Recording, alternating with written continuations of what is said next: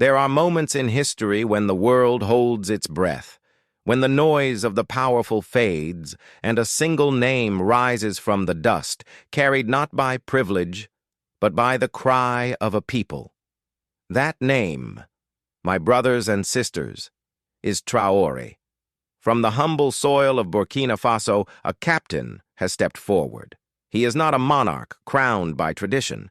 He is not a politician groomed in foreign halls of power. No, he is a soldier, a son of the land, called forth by the longing of his people. And now, the world itself has turned its eyes toward him.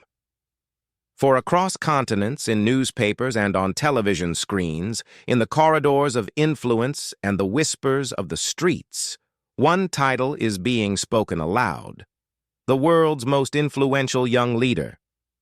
Can you imagine it? A son of West Africa, once unknown, now spoken of from Paris to Washington, from Accra to Moscow. Some see a liberator, others see a disruptor, but all agree he has become a force that cannot be ignored. And so, beloved, I invite you, subscribe to this channel, stay close, and join us as we journey through the rise of this young leader, a story not just of power, but of prophecy. The story begins not in triumph, but in turmoil. Burkina Faso, a nation of brave and resilient people, was standing at the edge of despair. For years, the country had been torn by violence. Armed groups swept through villages, leaving sorrow in their wake. Farmers abandoned their land. Children were forced to flee schools. Entire families carried nothing but fear and the hope of survival. The government of the day had promised security, but security never came. They had promised prosperity, but poverty deepened. They had promised dignity, but dignity was sold cheaply to the highest bidder. And so, the people's trust was broken, their patience exhausted. The land was thirsty for a new beginning. It was into this crucible of suffering that a young soldier emerged. His name was Captain Ibrahim Traoré. To many, he was just another officer in the army. But to those who had served with him, he was known as a man of conviction, quiet but determined, young yet unafraid. He had not been trained to play politics. He had been trained to defend his people. And then, in the year 2022, the tide turned. With courage that startled even his comrades, he stepped forward. The government, already fragile, collapsed before the wave of change he set in motion. The coup was swift, decisive, and irreversible. For the people, it was not merely a change of leadership.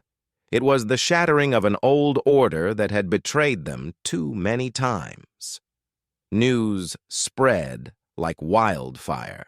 First across the streets of Ouagadougou, where crowds poured out with flags and chants. Then across the continent, where young Africans whispered, "Could this be our time?"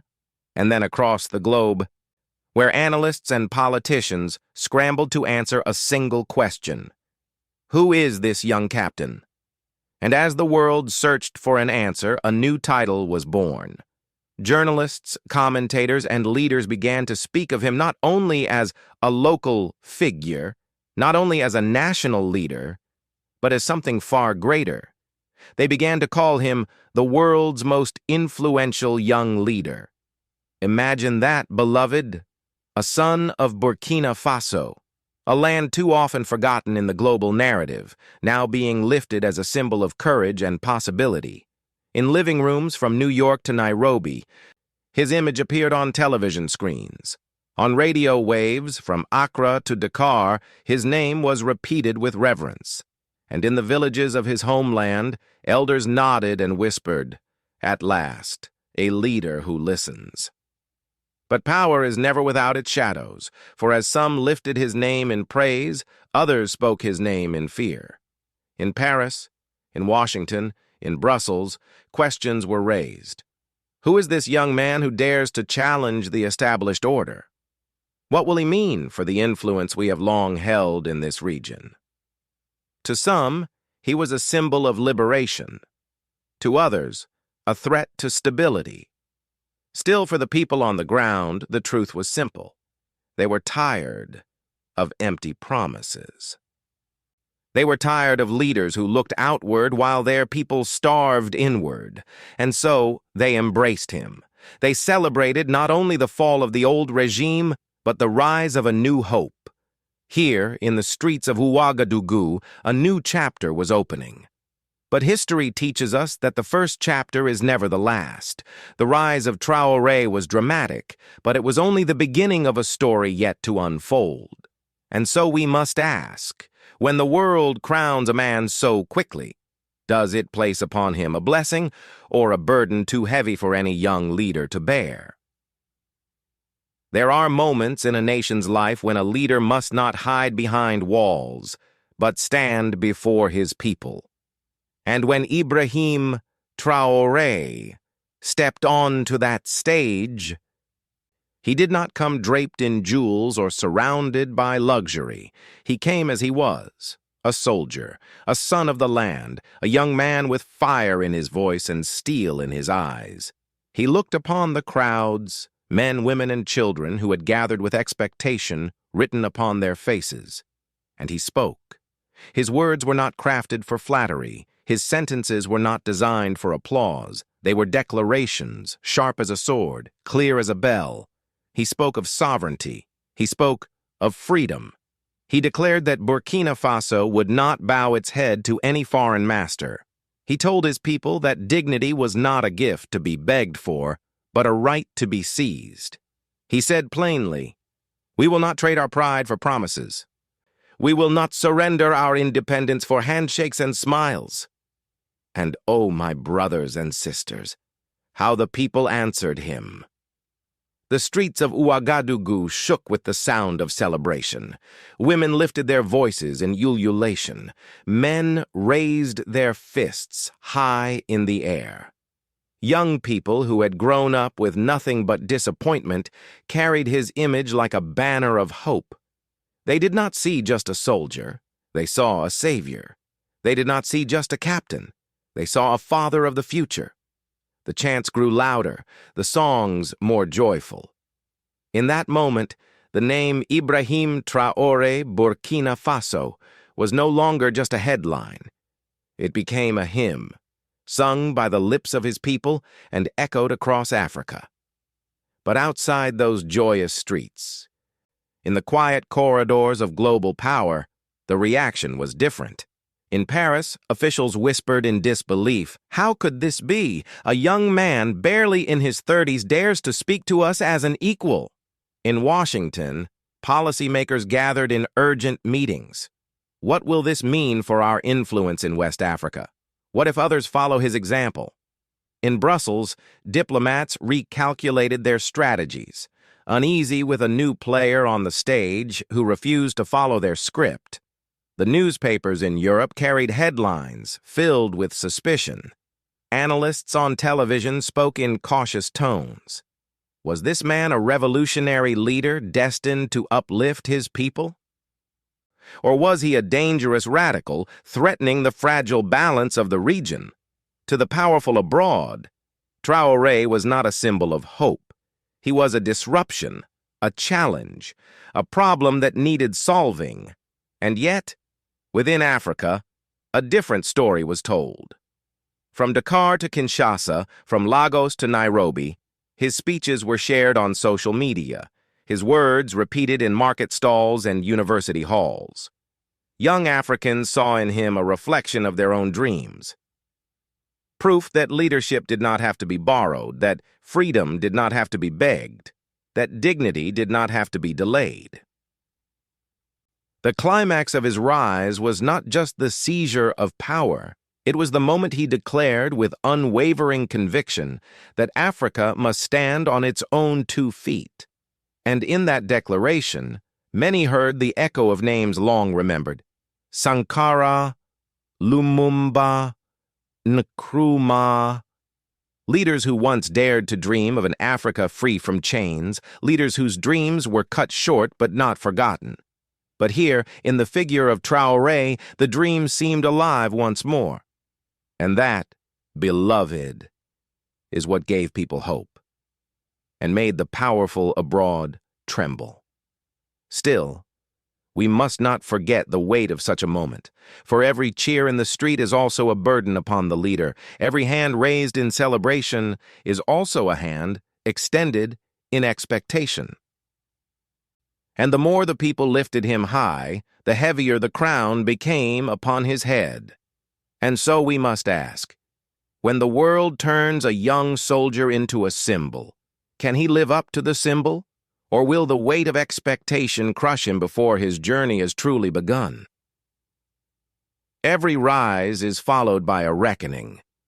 For when the songs faded and the streets grew quiet, Captain Traoré faced not only the cheers of his people, but also the heavy weight of their expectations. Yes, he had overthrown a failing order. Yes, he had spoken boldly of freedom. But now came the harder part, to deliver. For it is one thing to take power, and another thing entirely to use it wisely. Burkina Faso stood wounded. The land was tired. Villages were still under attack from insurgents. Entire regions lived in fear, waiting for the sound of gunfire at night. Fathers buried sons. Mothers clutched children with trembling hands. Displacement camps swelled with families who had lost everything but hope. The war against terror had not ended with his rise. It had only shifted to his shoulders. The economy, too, groaned under years of neglect. Gold and resources had been taken, but the wealth never reached the people. Markets stood half empty. Young men wandered jobless, searching for opportunity. Farmers prayed for rain and stability. Teachers struggled with classrooms too crowded and too poor to nurture the future. And so the people looked to him, not just as a leader, but as a miracle. They believed he would bring peace. They believed he would bring prosperity. They believed he would restore dignity. But expectation, my brothers and sisters, is a fire that burns both ways. It warms the hopeful, but it also scorches the one who carries it. Internationally, the storm grew louder. Western governments, unsettled by his defiance, began to question their aid and partnerships. Whispers of sanctions circled in diplomatic halls. Intelligence reports filled with suspicion. To some, he was a symbol of courage. To others, he was a threat to the established order. This, then, was the consequence of being lifted too high, too fast. Traoré was no longer just a captain, no longer just a president.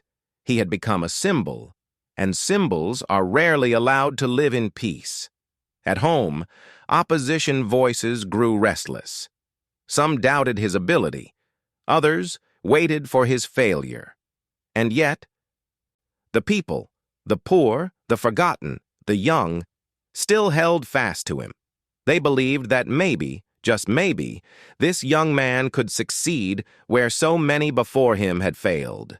But history is merciless. It reminds us that great expectations can turn to great disappointments, that the same crowds who shout your name in joy can one day whisper it in sorrow, that the same world that crowns you the most influential young leader can also strip you of that crown when you falter. And here lies the truth. Leadership is never just about power. It is about carrying the weight of millions of lives. It is about waking each morning knowing that your decisions will feed or starve, will protect or endanger, will inspire or betray. This is the burden Traoré now carries. And whether he can bear it, history will decide. So I ask you, beloved audience, when a nation places all its hope upon one young man, is it a story of deliverance or a path to heartbreak? What do you believe? Leadership is never judged by one nation alone. When a leader rises, the world takes notice. And when Captain Ibrahim Traoré took his place in history, the response did not stop at the borders of Burkina Faso. In Washington, the halls of power stirred uneasily. policymakers gathered around long tables, their maps spread out, their reports heavy with warning. Could this young man tilt the balance of West Africa? Could his defiance inspire others to reject the influence America had long cultivated? Some voices said he was a risk, others said he was a wake-up call, proof that the old formulas of control were failing. In Paris, the reaction was even sharper. France, with its long and complicated ties to its former colonies, now faced a defiance it had not expected. Troops were ordered to leave, influence was openly questioned, and in the cafes and corridors of Paris, the question whispered like a storm. If Burkina Faso can turn away, who will be next?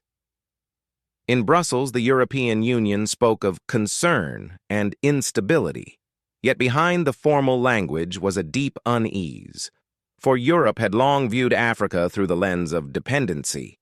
Now, a young soldier dared to rewrite that story. But beyond the West, other powers saw opportunity. In Moscow, voices spoke of partnership, of filling the vacuum left by others.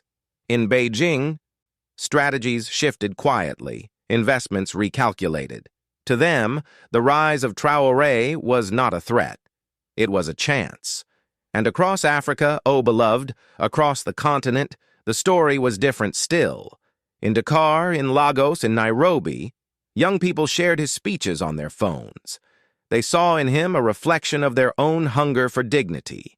They whispered his name as proof that Africa did not need permission to rise. This, then, is the global paradox. The same man who is hailed as a hero at home is questioned abroad. The same words that inspire millions in Africa provoke suspicion in the West. To his people, he is a liberator. To foreign powers, he is a disruptor. To the global stage, he is a player who refuses to play by their rules. And so the question lingers in every capital, in every headline, in every whispered conversation. Is Ibrahim Traoré the Mandela of a new generation? Or merely a spark that will burn out before the dawn? The world waits, the world watches, and history holds its breath, for the final verdict has not yet been written.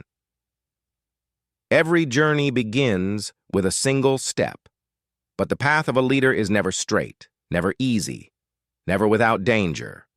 And as Captain Ibrahim Traoré looks ahead, the road before him is long and filled with shadows. The first shadow is security. The land of Burkina Faso still cries out for peace.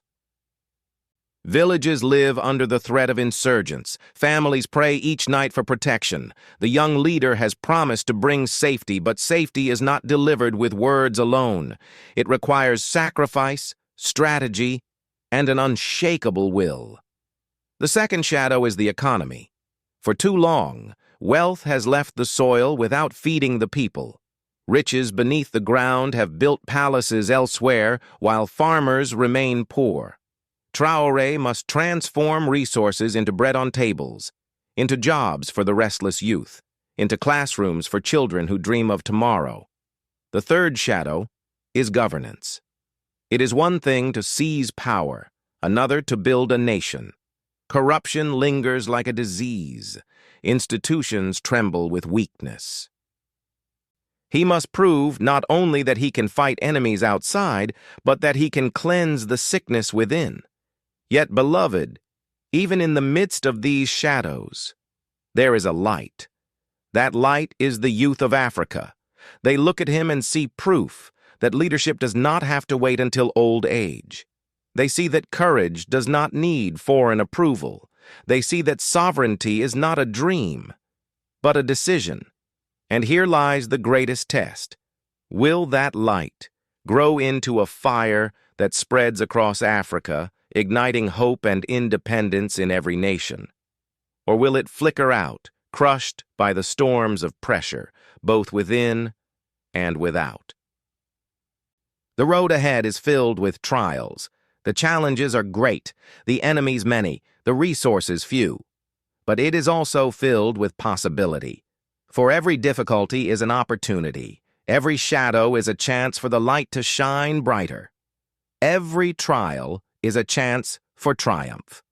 And so we must ask, as history writes with an unflinching pen, will Traoré be remembered as the builder of a new Africa or as a rebel who rose too soon?